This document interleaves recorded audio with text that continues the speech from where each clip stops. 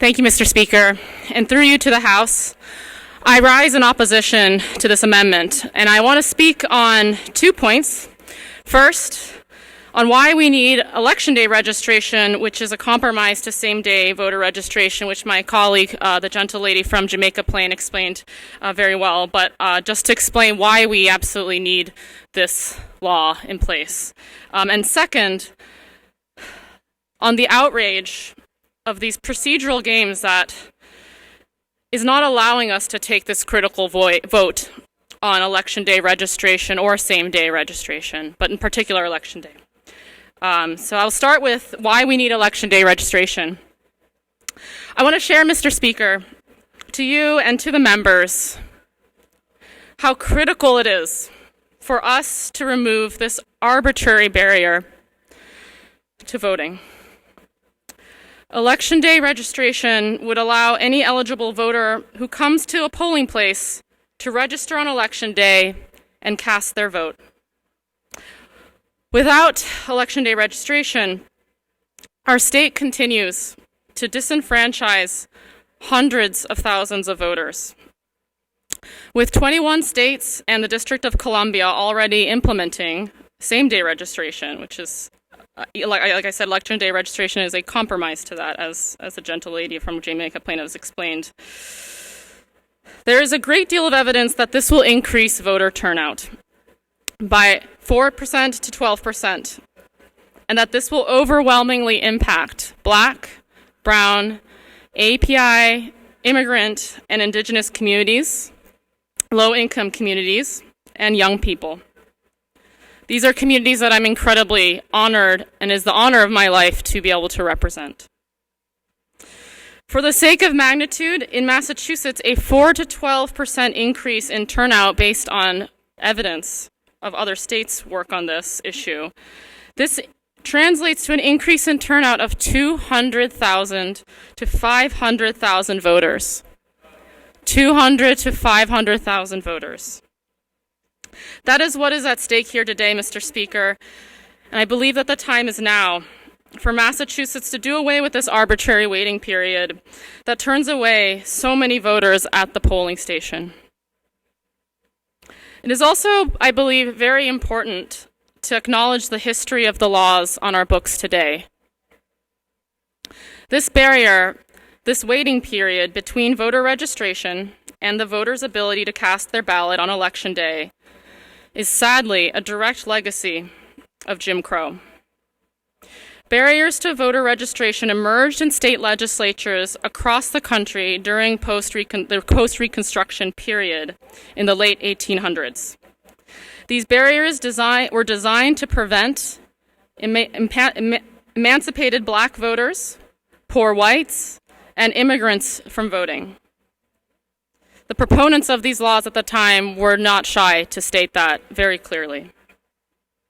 While the most well-known and egregious barriers erected during this period of history was the poll tax and the literacy test, other barriers introduced during this era included longer residency requirements, rule variations, and this arbitrary waiting period between voter registration and Election Day that over a century later remains in our books, the laws today. The time is now with our country's reckoning with racial justice. Our constituents, the residents of Massachusetts, our Black, Brown, API, immigrant, and Indigenous communities are turning to us to remove these Jim Crow-era voting laws, and we have a moral obligation to do so. I will share on a personal note. As a daughter of a fierce immigrant, as a proud Asian American, I share all this with you through an obligation that leaders and legislators of color hold to honor the struggle of our parents, the struggle of our grandparents, and the struggle of our ancestors to be recognized as full participating voting residents and citizens of our country. This is why removing these arbitrary barriers is so deeply personal to us and our communities. We have a commitment to ensure our communities of color are not forgotten in our laws. And so many of our leaders in Massachusetts understand this. By not passing Election Day registration, we, the House of Representatives, are digging our heels. We are sticking our necks out to keep in place these laws that carry such a horrific legacy. The Secretary of the Commonwealth, who oversees elections in the state, has been in favor of this legislation for nearly 4 years. Our entire federal delegation, unanimously in favor, have voted for this in D.C. And the Massachusetts Senate also passed this legislation that includes same-day registration overwhelmingly 36-3. This leaves us as the sole elected body governing over election laws that is putting forth a bill keeping in place these arbitrary barriers. We have a moral obligation as well to democracy, and I hope to address my big D Democratic colleagues, because often voter protections, unfortunately, such as this one, and so often are voted down on party lines. We also have an obligation to the legitimacy and the strength of this party, as well as for the future elections of our party. Election Day registration has been in our party platform for years, and legislatures with far fewer Democrats, like in Maine, that is far more rural, with far less access and far less resources than Massachusetts, have had Election Day registration since 1973. That is nearly 50 years ago. Our other neighbor to the north, New Hampshire, has had this since 1996. The stakes are so high that people in Massachusetts are looking to us today on this decision because of what happened in Washington, D.C. last week, when the U.S. Senate failed to protect voting rights. The people of Massachusetts are turning to us to do what is right. And unlike the U.S. Senate, that is split down the middle on partisan lines, the Massachusetts Senate voted 36 Democrats, 3 Republicans in favor, and 3 Republicans in opposition. And in this House, Democrats have 80% representation, and yet we as a body are willing to stand in the way and oppose such widely accepted voting reforms. I want to share that this puts many of us Democrats in a challenging position. We're proving this very cynical point, the cynical narrative that has been pervasive throughout the past year, that even when Democrats hold power, we fail to execute on the will of our voters and the will of our party platform. I, like many of you, ran on the values of our voters and believe in fighting for this platform, as I am sure many of you do. But we are not living up to those values. We do not vote on Election Day registration today. Failure to pass Election Day registration, failure to lead on this hurts our party.